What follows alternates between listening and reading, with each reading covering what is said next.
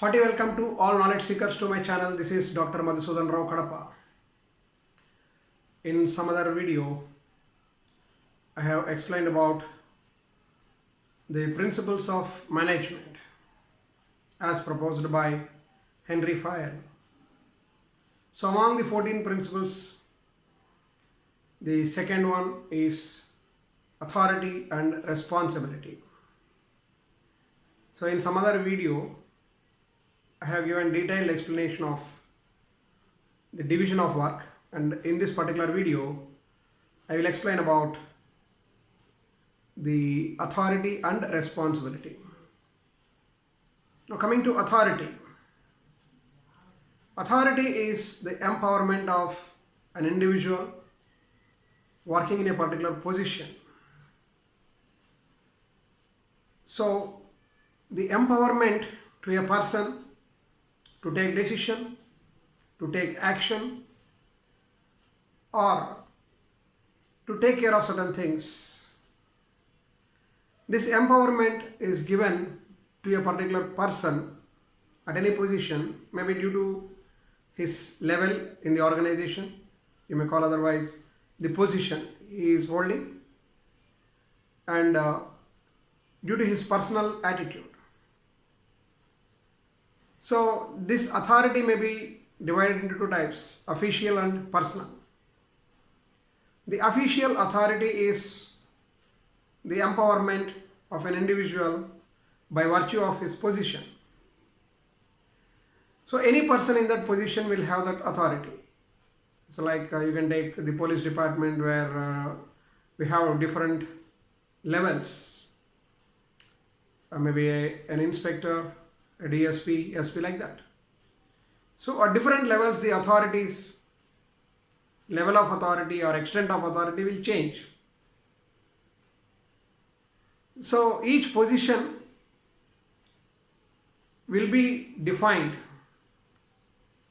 with some authorities. And for authorities also there are some limitations. Next, coming to the personal authority. A person will gain authority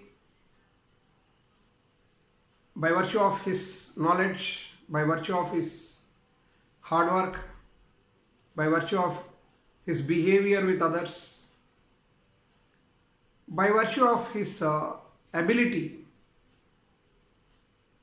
by virtue of his specialization, skill, and so on. So in general, the followers or subordinates will listen to a person who is more effective, who has more knowledge, who has a good amount of skill. So the level of authority depends on the position. Now, how authority helps an individual in any organization? Because unless a person at a particular position is given the required amount of authority, it is very difficult for him to work with the people and to achieve these set goals. So every position must be given the requisite amount of authority in order to exercise the authority whenever and wherever required, in order to have control over the people, in order to carry out the operations or processes effectively without any deviation, and to achieve the organizational objectives. And coming to the term responsibility. So responsibility is the commitment of the individuals at different levels towards achieving certain things. In any organization, everybody at all levels have some predetermined or predefined responsibilities. Everybody is responsible for something.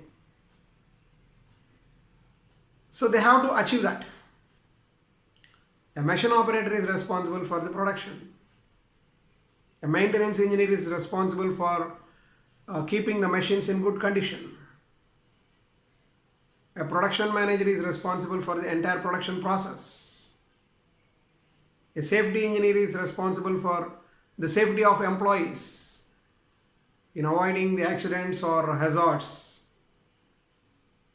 A marketing manager is responsible for marketing of the products, increasing the market share, getting new orders.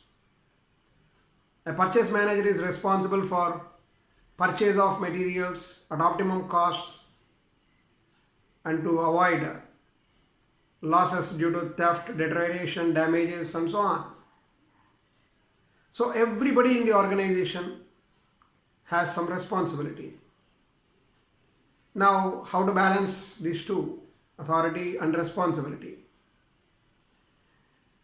Now, for any position, depending on the level of responsibility, the requisite amount of authority has to be given.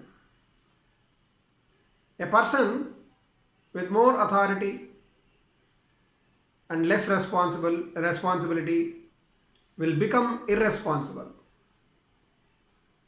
because he will try to exercise authority rather than taking responsibility. A good leader is characterized by a person who is capable of taking responsibility rather than demanding for authorities. So, if a person is given more responsibility and less authority, he will become ineffective, because he is more responsible and less authoritative, so it is very difficult for him to achieve the set goals.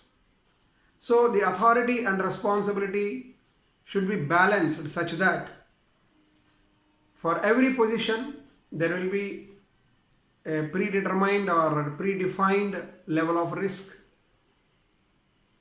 and the commitment and decision making and cost of failures. Cost of failure is a very, very important factor while deciding on the extent of authority. Suppose if something goes wrong due to any wrong decision, the cost of that wrong decision will be sometimes very high. In such cases, for such positions, authority should be limited.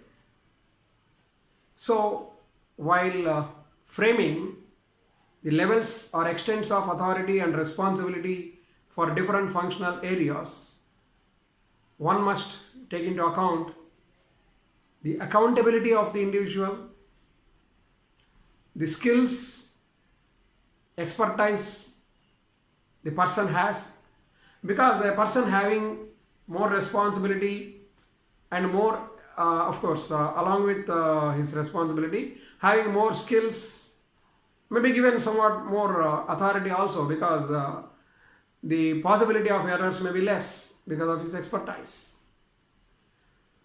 We cannot give a fresher taken to a particular position, somewhat middle level or higher level, who may be a kin and kith of the board member or some other candidate who got job through recommendation or some other means.